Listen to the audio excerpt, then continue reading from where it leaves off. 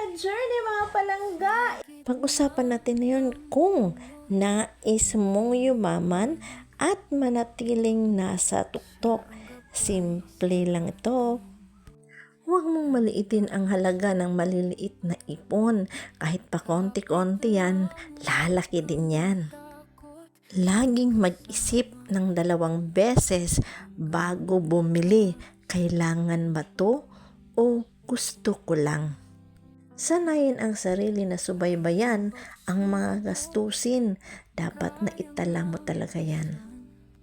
Iwasan ang paggastos ng pera sa mga bagay para lamang mangakit o maka-impress sa iba. Dagdag gastos lang yan.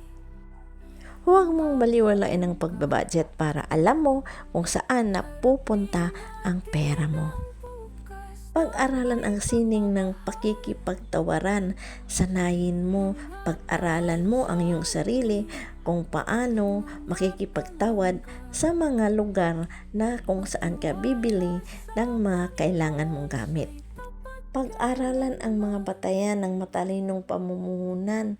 Dapat alamin mo kung ang pagpamumuhunan mo sa iyong pera ay may maganda bang kinalalabasan. Iwasan ang pagkahulog sa mga get rich quick na panlilin lang dahil sa simula lang yan maganda at pag tumaas na yung investment mo, mawawala din yan. Gawin mong hindi maaaring ipagpaliban ang pag-iipon ng pera bilang isang nakasanayang gawain. Kahit sobra, piso-piso o kahit magkano lang, gawin mo yan, pakonti-konti dadami din yan. Iwasan ang paglawak ng gastusin dahil sa pamumuhay. Kaysa may trabaho ka na, kaysa madami ka nang nakikitang pera, gumagastos ka ng gumagastos. Ipunin mo na lang yan. Yung simpleng pamumuhay mo noon, gawin mo pa rin.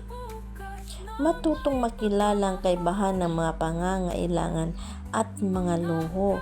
Bumili ka lang ng kailangan mo sa buhay, hindi yung sobra-sobra.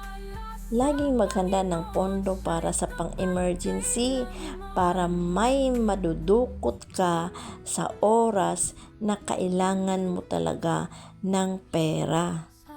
Bigyan ng misyon ang bawat piso pang lumago at dumami. Iwasan mo yung sasabihin na keep the change.